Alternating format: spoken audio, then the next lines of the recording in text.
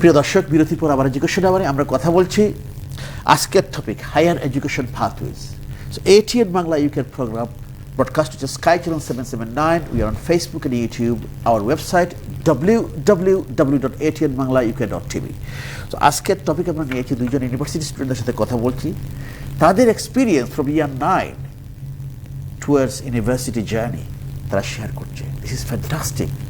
And the question, there were questions like, how did they choose the subject? How did they come to make the decision about their career and pathways? So it's so interesting. One student is talking about medicine, another student is talking about computing science. এবং তাদের প্যারেন্টদের সাথে কথা বলছি, তাদের inspiration কী ছিল, তাদের support কী ছিল। So this is really good. We are sharing something wonderful. Higher education pathways. আমার সাথে রয়েছেন on my far right Abdullah Mamun, উনি একজন parent. Welcome back, Mamun bhai. On my right, Ayan Mamun, welcome back. On my left here, Kazi Fatima Zahra, welcome back. And finally, Ashraful Hussein, Zara mother, welcome back, Appa. Thank you. বিরতির আগে কথা বলছিলাম যারা তোমার সাথে, তোমার যে experience তুমি শেয়ার করছো, তোমার জার্নির, please go head.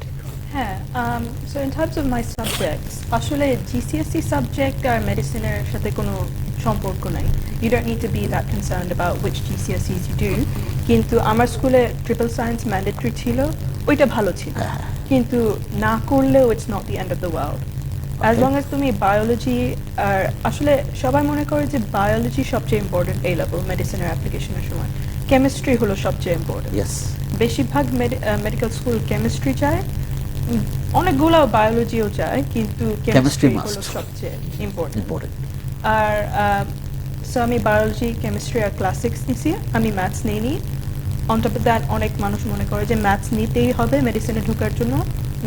Not true, যে কোনো সাবজেক্ট নেওয়া যায় তোমার ইচ্ছার উপরে, বাট বায়োলজি কেমিস্ট্রি থাকা উচিত definitely for A levels. Okay, good, very good. And then আর তারপরে সো আসলে আমি একটা গ্যাপ ইয়ার নিয়েছি, আর during my gap year I sat the UCAT. ওইটা হলো মেডিসিনের অ্যাপ্লিকেশন ভর্তি পরীক্ষা, সরি। আগে বিম্যাটও ছিল, কিন্তু এখন প্রতিটা ইউনিভার্সিটি ইউক্যাট দেখে মেডিসিনের অ্যাপ্লিকেশনের সময়। আর আমার প্রথমেই অ্যাডমিশন হয়ে গেছিল মেডিকেল স্কুলের জন্য, কিন্তু তাও আমি একটি গ্যাপ ইয়ার নিয়েছি জাস্ট রিল্যাক্সেশন করার জন্য আর জাস্ট আমার টাইম এনজয় করার জন্য। কিন্তু অনেক মেডিকেল স্কুলে মানুষ গ্যাপ ইয়ার নিয়ে যায়। আর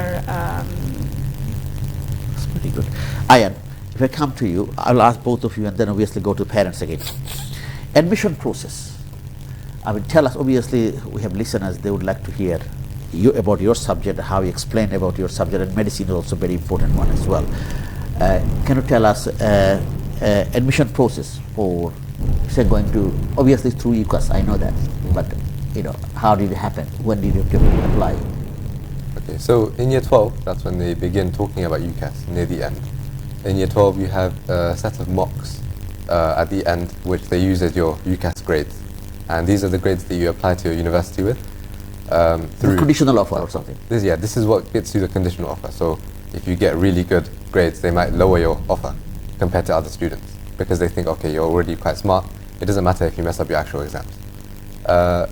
Then at the start of year 13, or during the break from year 12 to year 13, most people start writing what they call a personal statement.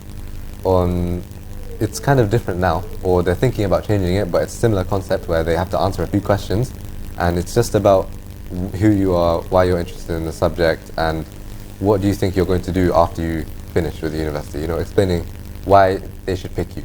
It's like an interview, but you're not there. And then some universities will have an interview based on the personal statement and the grades. Some don't, and based on that, they will give you your offers. Yeah. So, Zara, with medicine, I know computing science is different than medicine. If someone wants to study medicine, I know you told us about your experience. How did you do research? If someone wants to apply in the future and someone is studying in GCSE level now, or maybe not first year, say year 12, or not year 12, year 11, 12, whatever. For them, I mean, how to, apply for the medicine? প্রথমে সবচেয়ে important হলো decide করা যে তুমি definitely medicine করতে যাও, because অনেক অনেক লোকজন অনেক স্টুডেন্টরা অ্যাপ্লিকেশন করে যেহেতু তাদের মা বাবা বলে যে তুমি আমি চাই খুশি British Bangladeshi parent some of them হ্যাঁ সো ডিসাইড করার পরে তারপরে অবভিয়াসলি বায়োলজি আর কেমিস্ট্রি অ্যাটলিস্ট নিতে হবে এই লেভেলে আর ইয়ে 12-এর সামারে ইউক্যাট পরীক্ষা ভর্তি পরীক্ষা দিতে হবে 1 বছর আগে অনেক মানুষ জানে না যে ওইটা 1 বছর আগে দিতে হয় মানে যাওয়ার অ্যাডমিশন নেওয়ার 1 বছর আগে জি সেটার জন্য অ্যাপ্লাই করতে হবে কোথায় অ্যাপ্লাই করতে হবে so as he said UCAS application করতে হয় আর তোমার ইউক্যাস গ্রেড নির্ভর করবে তোমার মক রেজাল্টের উপরে ওইটা খুবই ইম্পর্টেন্ট সো মক রেজাল্ট ভালো হতে হবে বেসিক্যালি সো সামারে তোমার ইউক্যাটের প্রিপারেশন করতে হবে তারপরে মেডিসিনের অ্যাপ্লিকেশনের ডেডলাইন একটু আগে অন্য সাবজেক্টের থেকে আরো আগে আমাদেরটা মনে হয় October 15 so someone wants to go to medicine or apply for medicine to 2027 কখন থেকে শুরু করতে হবে সো 2025 এ তোমার সাবজেক্ট পিক করতে হবে 2026 এর সামারে তোমার মক গ্রেড ভালো হতে হবে আর তোমার সামারে তোমার ইউক্যাট পরীক্ষা দিতে হবে আর as he said পার্সোনাল স্টেটমেন্টও লিখতে হবে আমার মনে হয় পার্সোনাল স্টেটমেন্টের ব্যাপারটা একটু চেঞ্জ হয়েছে আমি ঠিক জানি না কিন্তু ওইটা নিচে একটু রিসার্চ করে নিও আর তারপরে October 15 এ তোমার অ্যাপ্লিকেশন সাবমিট করতে হবে ইউক্যাস ডাইরেক্টলি তোমার ইউনিভার্সিটিকে পাঠিয়ে দিবে তোমার result as far as I remember আর তারপরে যদি কোনো মেডিকেল স্কুল তোমাকে ইন্টারভিউ করতে চায় তখন তোমাকে ইন্টারভিউ ইনভাইট পাঠিয়ে দিবে অপশন কি থাকে যে কোনটাতে আমি পড়বো 3টা বা 5টা এরকম থাকে না অপশন 4টা মেডিকেল স্কুলে অ্যাপ্লিকেশন করা যায় আর 1 এক্সট্রা চয়েস আছে ওটা যে কোনো কিছু হতে পারে কিন্তু নরমালি বায়োমেডিক্যাল সায়েন্স দেয় বা বায়োকেমিস্ট্রি দেয় ফর এক্সাম্পল আমি বায়োমেডিক্যাল সায়েন্স দিয়েছিলাম just as backup that's very good Abdullah Mamun ভাই আমি আপনার কাছে আসি আয়ানের ব্যাপারে যে আপনি সাপোর্টের কথা বলেছেন কিন্তু তার তো কোনো সময় আমি তাকে জিজ্ঞাসা করবো সবারই একটা অবস্ট্যাকল বা স্ট্রাগল থাকে যেটা বলার দরকার নাই সেটা আমার কোনো তার পড়ার ব্যাপারে এটা অন্য প্যারেন্টসের জন্য ভালো সেটা শুনলে কিছু স্ট্রাগল হয়তো থাকতে পারে কিছু অবস্ট্যাকল ছিল হয়তো যেখানে আপনারা একটু সাপোর্ট দিয়েছেন যদি দু একটা যেটা মেনশন করার আপনি করবেন না সেটা করার দরকার নাই এটা প্যারেন্টের জন্য সুবিধা যে এই জায়গায় আমাকে এটা করতে হয়েছে আপনার বা ভাবি একটু যদি বলেন সো অ্যাকচুয়ালি আমাদের জন্য আয়ান অফ কোর্স আমার ফার্স্ট চাইল্ড আমাদের জন্য ইটস সামথিং নিউ যে প্যারেন্টিংয়ের জন্য কীভাবে স্টুডেন্টকে বাচ্চাদেরকে আপনি রাইট এডুকেশন দেবেন একটা জিনিস হচ্ছে যে স্কুল মিস করা যাবে না thumbs rule so no matter what তুমি স্কুল মিস করবে না সো আয়ান আমার মনে হচ্ছে যে যদি আননেসেসারি যে তার যদি শরীর খারাপ না হয় আর আমাদের যদি আনপ্ল্যান যদি হলিডে না থাকে তাহলে সেটা হচ্ছে যে আয়ান কখনো মিস হয় নাই so or on average attendance 95 to 100% এটা হচ্ছে যে আমরা মেনটেন করার চেষ্টা করি হোমওয়ার্ক আপ টু থাকতে মিস করা যাবে না so then these are another rules and then again যে তোমাকে স্কুল শেষে তোমাকে অ্যাটলিস্ট 1 hour কিংবা একটা সার্টেন অ্যামাউন্ট অফ টাইম তোমাকে তোমার স্টাডি করতে হবে so no matter what you do যে তুমি আয়ান যখন বাচ্চা ছিল আমার মনে আছে তার আইপ্যাডে আমরা টাইম রেস্ট্রিক্ট করতাম আমরা বলতাম যে তুমি কী করতে পারবা কতক্ষণ করতে পারবা দেন এগেইন ব্যাক দেন আমি জানি না 2008-9-এ আইএক্সেল নামে একটা প্রোগ্রাম আমরা ইউজ করতাম দেন ফিউ আদার্স অনলাইন তো আমি বলে দিতাম যে okay, no matter what, I want to see you spend 30 minutes on IXL every day because that's what is part of your secondary school admission process. So সেগুলো হচ্ছে যে কিছু থামস রুল ছিল যেটা হচ্ছে যে আমরা ওর জন্য অ্যাপ্লাই করছি আয়নের সুবিধা ছিল ওকে নিয়ে বসতে হইতো না বাট আয়নের সাথে আমার যেটা হয়েছিল হচ্ছে যে আয়ন জানতো যে this is what is already set up ও ফলো করতো ওগুলো সো এরা হচ্ছে যে আয়নের জন্য আমাদের জন্য সুবিধা ছিল আবার এটা হয়তো যে আয়ানকে আমি লট অফ 1-to-1 ম্যাচ করাইতাম বা লট অফ 1-to-1 ইয়ে করতাম সো আমি টাস্ক দিয়ে যেতাম আমি back then I was in business and all this things so life is different when you do the business so then ওগুলো হচ্ছে যে আমি আবার মনিটর করতাম যে ওকে আমি নাই নো ম্যাটার হোয়াট তুমি আমাকে কনফার্ম করো যে তুমি এটা করছো রাইট সো সেগুলি ওভাবে করতো সো কন্টিনিউয়াস যে একটা যে ওর মা থাকতো ইয়ে করতো মনিটর করতো অ্যাটলিস্ট আই এম ইনফর্মড আমি যদি দূরেও থাকি আমি ইনফর্মড যে কী হচ্ছে তো সেগুলো করতো definitely in a very positive way সে স্কেয়ার ছিল না ও আব্বা আমাকে একটু ফাঁকি দিতে হবে এরকম কিছু না, সে জানতো this is the expectation. Exactly. Then again যেহেতু তার ওই যে আর্ট অ্যান্ড ডিজাইনের ইয়ে ছিল, সে করতো, সো আমরা আসলে মনিটর করতে পারতাম যে আসলে সে কতটা করছে। আবার ও বলে দিলেও আবার করতো না, রাইট? এমন না যে স্নিকি হয়ে বাইরে গিয়ে okay that's fine, that is not there, like my little one does, right? Well they are still very young, still very young. So ওরকম ওরকম কিছু আমরা আইনের ক্ষেত্রে দেখি নাই। অ্যান্ড দেন যেটা হয়েছে যে মেক শিওর যে ওই যে সেকেন্ডারি টেস্টের আগে যে তাকে ইয়ে করা, কি বলা জানি, এটা কি বলা যায়, টিউশন ওগুলো যে সেগুলো প্রোভাইড করা, সেগুলো একটা ইয়ে ছিল। আর আমরা যেখানে থাকি সেখানে আসলে 5টা গ্রামার স্কুল ছিল, বাট আমরা ক্যাচমেন্টের বাইরে, কারণ আমরা একটু উইম্বলডন ওই সাইডটা থাকতাম। So basically Wallington, Sutton, Wilson, all this on the other side. So the target was তাকে ক্যাচমেন্টের বাইরে থেকে ইন করতে হবে গ্রামার স্কুলে। সেই গ্রামার স্কুলে গিয়েছিল। সো সে যেটাতে গেছে সে হচ্ছে সেমি গ্রামার স্কুল বলে, with the same group. So সেখানে সে ইয়ে করলো, তার এন্ট্রি হয়েছে। দেন ইয়াস, সো সে অ্যাচিভ করতে পারছে, but the one we were expecting ওইটা হয়তো হয় নাই। বাট দেন এগেইন আন্ডারস্ট্যান্ড করতে হবে যে কারণ ওর এক্সামে হচ্ছে যে ও ভালো করতে পারে না, বিকজ হচ্ছে যে ওর টেনশন বেশি হয়, এবং এক্সাম কখনো সে শেয়ার করে না। যদি জিজ্ঞেস করি আব্বু how did it go, and he will say you'll see, and all this time still now how did you go your first year exam, at least he's being honest. you will see. But the problem parents হিসেবে আমার কাছে হচ্ছে ওর কথা হচ্ছে যে আমি যদি তোমাকে এখন বলি দেন এটা আমার কাছে মনে হচ্ছে তোমাকে এক্সাজারেট করছি, বাট আমি যদি ওই রেজাল্টটা না অ্যাচিভ করতে পারি দেন তুমি ইউ উইল বি অ্যাংরি, কিংবা হয়তো you will not be happy. But আমার জন্য হচ্ছে যে তুমি যদি আমাকে বলো then I can make sure that other resources are available to support you. Absolutely. So এটা হচ্ছে যে একটা ডায়লেমা যে ও এখনো বলে না। Just the last few weeks ago আমি জিজ্ঞেস করি how did your exam go? I said you'll see. Very good answer, very. আমরা আরো কথা বলবো। আশরাফুল হোসেন, আমি আপনার কাছে যার সাথে কথা বললাম, যখন শুনলাম তার যে জার্নিটা সে শেয়ার করলো ইয়ার 9 অনওয়ার্ডস, অনেকগুলো হয়তো স্ট্রাগল থাকে। আমি তাদেরকেও জিজ্ঞেস করবো স্ট্রাগলের ব্যাপারটা, হাইলাইটসের ব্যাপারটা। Obviously there are things we celebrate, there are things struggles worry করি, বাট এটা সাকসিড করি।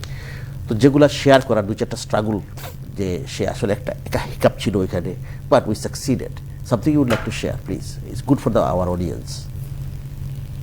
হ্যাঁ, স্ট্রাগল বলতে কোনো অবস্টাকেল ছিল, কোনো ধরনের একটা বাধা ছিল, and then you supported and you succeeded. মানে যেমন গ্রামার স্কুলের কথাই যেহেতু উঠলো, যারা যখন সেকেন্ডারি স্কুলের গ্রামার স্কুলের ভর্তি পরীক্ষার জন্য প্রিপারেশন নিচ্ছে, আসলে আমরা অনেকখানি, আমি আর ওর বাবা, ও যেহেতু মোটামুটি ইন্ডিপেন্ডেন্ট ছিল, ওর উপরেই ছেড়ে দিয়েছিলাম। কিন্তু ওর একটা টিচারও ছিল, তো টিচার, ওদের এক্সাম ছিল সেপ্টেম্বরে, টিচার আগস্টে হলিডেতে গেল, আমাকে বললো এই টেস্টগুলো, মক টেস্টগুলো তুমি নিও। তখন আমি রিয়েলাইজ করলাম টেস্ট নিতে গিয়ে যে আসলে তো মেয়ে খুব ভালো করছে না। আমি তার আগে ওই ব্যাপারে ইনভলভ হইনি, আমার ধারণা ছিল বেশ ভালোই করছে।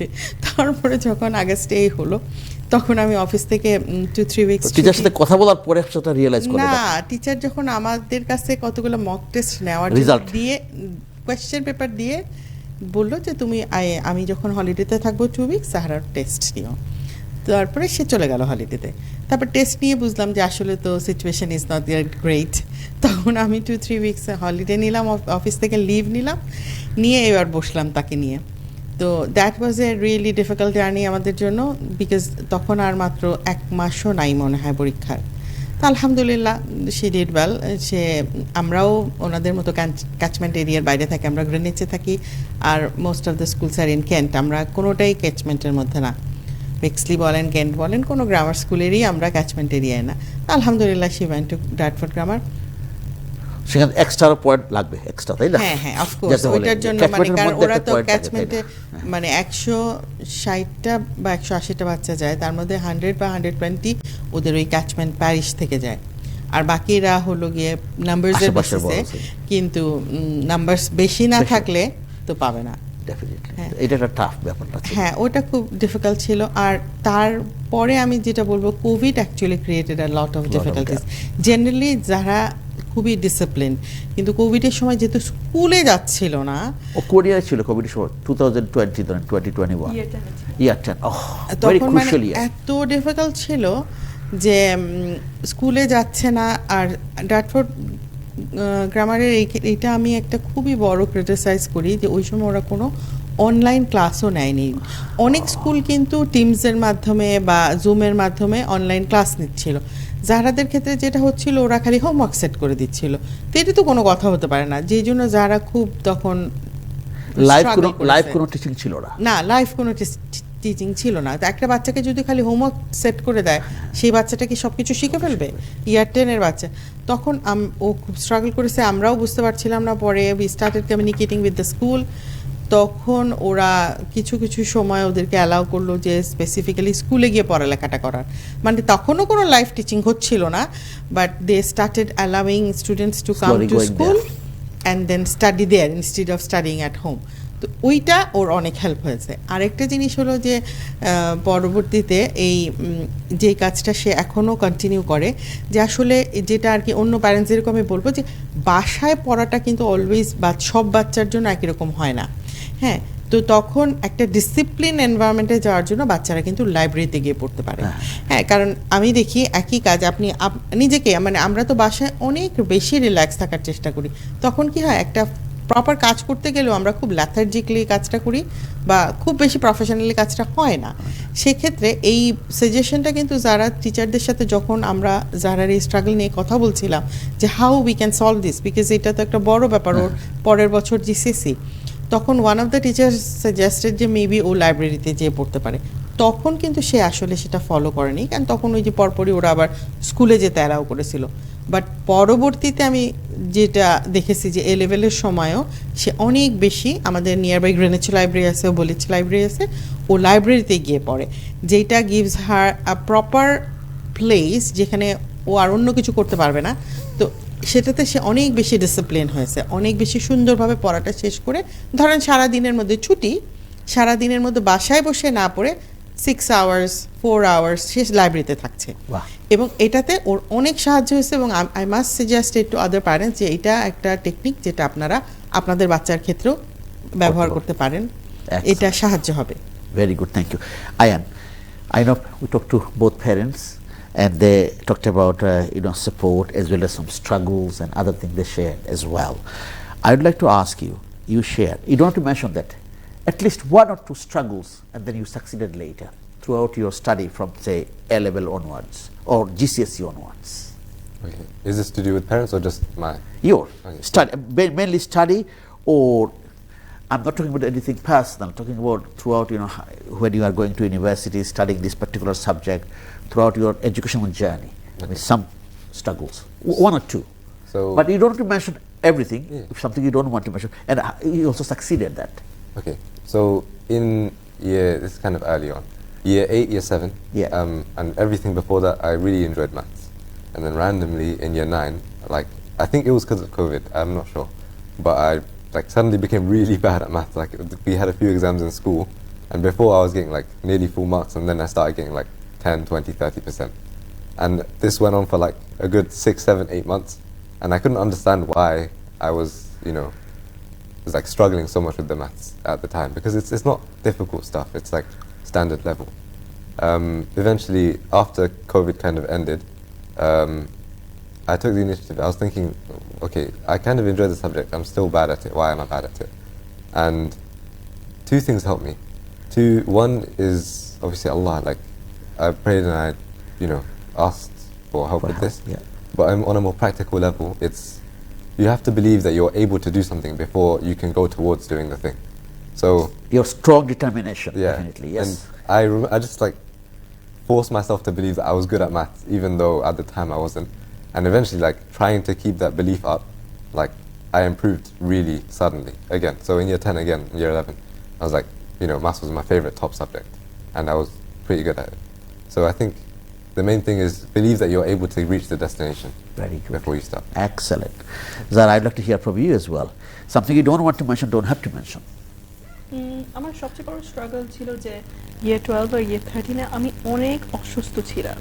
ফর এক্সাম্পল year 12 আমি কয়েক সপ্তাহ স্কুল মিস করছি, year 13 আমি 1 মাসের বেশি মনে হয় স্কুল মিস করছি, যেহেতু আমি ফর এক্সাম্পল আমার নিউমোনিয়া হয়েছিল, অনেক অসুস্থ ছিলাম, আর আফটার এফেক্টসও অনেক ছিল।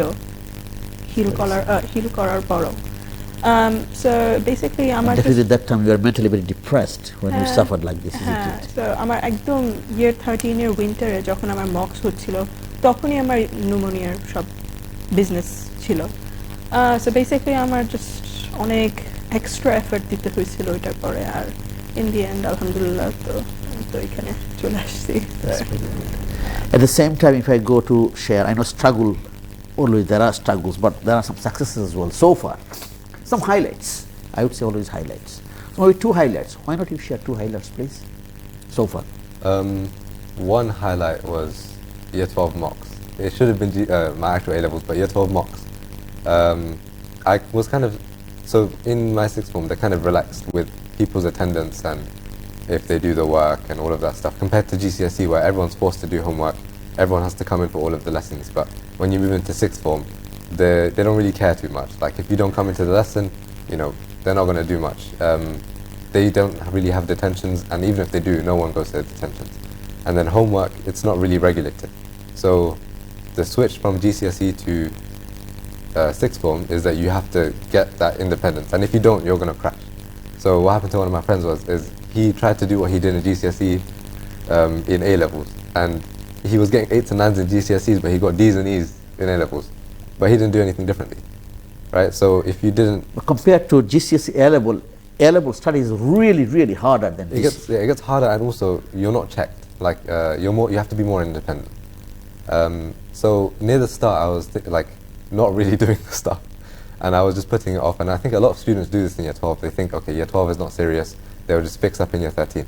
And yes, some students can. You know, the ones who can do it in a really short time. But for the majority of people, they can't. So then I got kind of not really great grades in my first mocks. And then after that, I realized, okay, no, everyone in year 13 was always telling me, okay, don't wait until year 13, start in year 12. So then I just took it more seriously. I mean, I got pretty good grades in that. Excellent. Zara, couple of highlights? অনেক বেশি highlight ছিল না to be honest but for example আমার UCAT পরীক্ষার আগে কয়েক সপ্তাহ আগে আমি হাসপাতালে ছিলাম অবভিয়াসলি আমার অসুস্থ ছিলাম সরি একটু থামো আমাকে একটু ব্রেকে যেতে হবে ব্রেকে দুইটা হাইলাইট শুনবো আর আমাদের ফাইনাল সেগমেন্টে আমরা কথা বলবো বিশেষ করে কিছু টিপস এবং আপনাদেরকে জিজ্ঞেস করবো প্রিয় দর্শক আমরা কথা বলছি হায়ার এডুকেশন পাথওয়েজ আমাদের ছোট্ট বিরতি যেতে হবে বিরতি পর আবার দেখা হচ্ছে আমাদের সাথেই থাকবে